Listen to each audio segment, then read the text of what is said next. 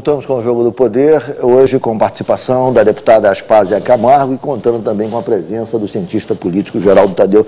Deputada, a senhora falou que houve 3 propostas na audiência pública, propostas concretas, objetivas, para o enfrentamento dessa questão do acidente da Chevron. Quais seriam as propostas? Bom, a primeira é que a Petrobras está nos devendo um centro de prevenção, monitoramento e controle desse processo todo que ocorre na Bacia de Campos.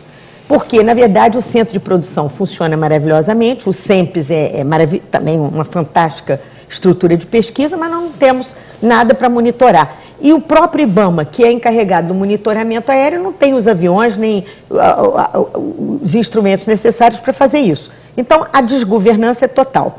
Se a Petrobras fizesse esse centro, nós teríamos boa parte dos problemas resolvidos, menos risco de acidente.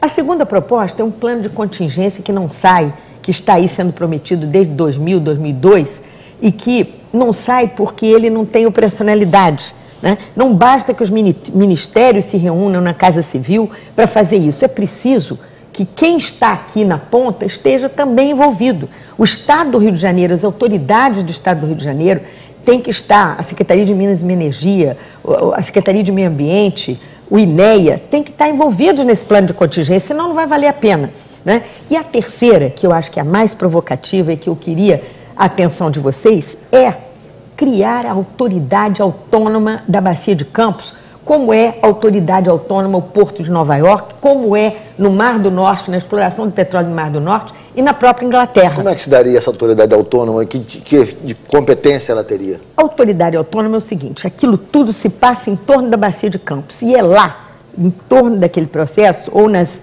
imediações, que você tem que resolver os problemas. Nós vivemos numa burocracia que se espalha pelo Brasil e que mal se comunica, para não dizer que não se comunica de jeito nenhum. E o que nós precisamos é de agilidade e rapidez, porque quando o acidente ocorre, depois que falha um bom sistema de prevenção, nós temos que correr atrás do prejuízo. E aí nós vamos ter que ter uma espécie de brigada, não é, muito eficiente para poder intervir e reduzir o desgaste e o acidente. Geraldo Thadeu, esse acidente não recoloca o debate sobre a importância dos estados produtores, no caso Rio de Janeiro, Espírito Santo, terem um tratamento diferenciado na questão dos royalties do petróleo? Ficou provado agora, me parece que restou provado que é extremamente importante que os estados produtores tenham algum tipo de compensação diferenciada daquela que será distribuída, repartida entre os outros entes da federação. Qual é a sua avaliação? O senhor acha que, na sua avaliação, isso ajuda o Rio de Janeiro na sua posição, no seu pleito, na sua luta? Contraditoriamente, né, a gente pode dizer que isso foi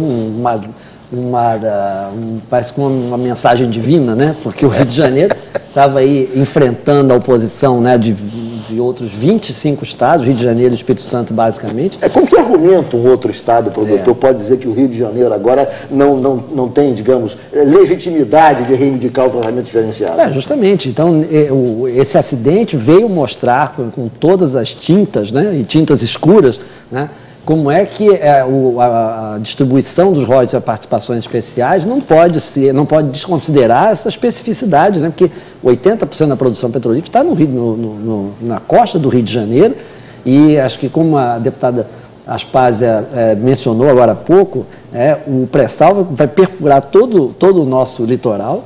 E são condições de exploração muito mais difíceis do que essa. De alto risco, né? De altíssimo risco. Você imagina, esse poço parece que tinha cerca de 2.000 metros de profundidade, né? No pré-sal vai ter 6, 7 mil metros de profundidade, o risco de acidentes é muito maior, né? A tecnologia é muito mais incerta nesses casos. Então, eu acho que isso vem a demonstrar de uma maneira muito, muito cabal que o Rio de Janeiro vai precisar ter um tratamento especial nessa questão dos royalties. Vem apoio, sim, à reivindicação no Rio de Janeiro. Acho que o país inteiro, e espero que os deputados e senadores em Brasília se sensibilizem com esse acidente, para que o Rio de Janeiro possa recolocar essa discussão na mesa, que agora tem uma comissão especial, que foi criada no Congresso Nacional, que acho que foi uma boa medida, porque colocou água na fervura do debate. Fica para 2012. Fica para 2012 e Maia já convocou. Mas nós temos que pensar o seguinte, por que houve tudo isso contra o Rio de Janeiro? Primeiro que é fácil, são 2 produtores e os outros não produtores, então se juntaram em busca de recursos, porque os municípios estão com muito pouco dinheiro e com muitas responsabilidades para governar. A senhora acredita que esse fato realmente possa arrefecer a sanha dos estados não produtores nessa sanha de tentar tirar do Rio de Janeiro parte de sua receita? Sim, porque é evidente que nós não podemos distribuir e socializar os recursos, né, os bons frutos, e depois, na hora do prejuízo, nós ficamos com prejuízo sozinhos, né? E, na verdade, eu acho até, vou fazer uma provocação aqui, nós devíamos pedir agora uma lei para aumentar os royalties. Eu estou achando que é muito pouco, porque, sinceramente, nós estamos caminhando para o século XIX, né? Ninguém deixou de produzir, a era da pedra lascada não acabou porque a pedra acabou, é porque apareceu uma nova maneira de fazer. A energia renovável é uma coisa tão simples para o país. O Brasil está vocacionado para isso. E nós estamos correndo atrás do petróleo, nós vamos destruir o nosso patrimônio turístico, porque ninguém vai me dizer que é natural ter 3 usinas nucleares num paraíso como Angra dos Reis, não é? Nem instalar essas malditas torres, não é?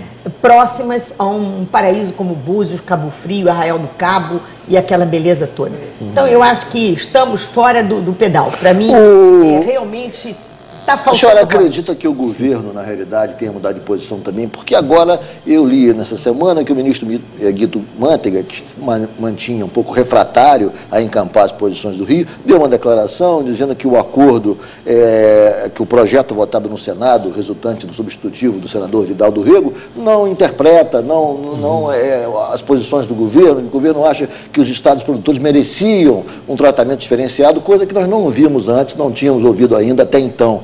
Quer dizer, isso já seria um eco, digamos, em função do que aconteceu no Rio de Janeiro, ou seja, as autoridades do governo federal que se mantinham distantes desse assunto, parecem, pouco a pouco, estão tomando uma posição mais clara em favor das posições do Rio?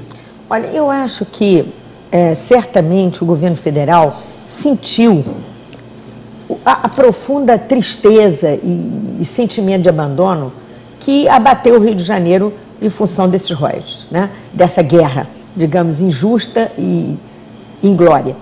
E, logicamente, isso representa, num ano eleitoral, inclusive, um enorme desgaste. Quer dizer, o risco do governo federal perder o apoio do Rio de Janeiro, porque o que nós sentimos foi abandono. A federação, ela tem que se basear na confiança, FEDUS. Federação quer dizer FEDUS.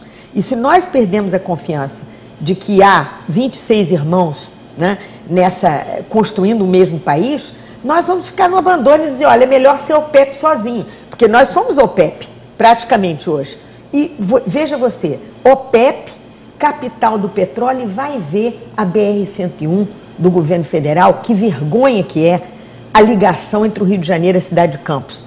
É um inferno, o número de mortos é enorme, porque não é a estrada não é de mão dupla, ela é uma estrada de mão dupla, cheia de caminhões, morre gente ali. E ainda está a obra em ritmo bastante lento. Não dá para acreditar que a capital brasileira do petróleo, que produz essa riqueza toda, porque o royalty é uma brincadeira diante do que a Petrobras lucra e o Brasil lucra, até de imposto de renda, não é isso? Verdade. Então, eu acho que nós temos que abrir novas frentes nesse pacto federativo, que é o grande tema da minha vida. Eu vou falar sobre isso daqui a pouco, mas eu vou deixar uma pergunta para o Geraldo Tadeu para responder no próximo bloco. Geraldo, como é que você viu esse comportamento do governo federal nesse primeiro round da discussão dos royalties, em que ele se manteve muito distante e, em algum momento, por conta da interferência da ministra Eli Salvati, dando a entender que encampava posições contrárias às posições do Rio de Janeiro. Como é que você viu, do ponto de vista político, esse comportamento um pouco, digamos,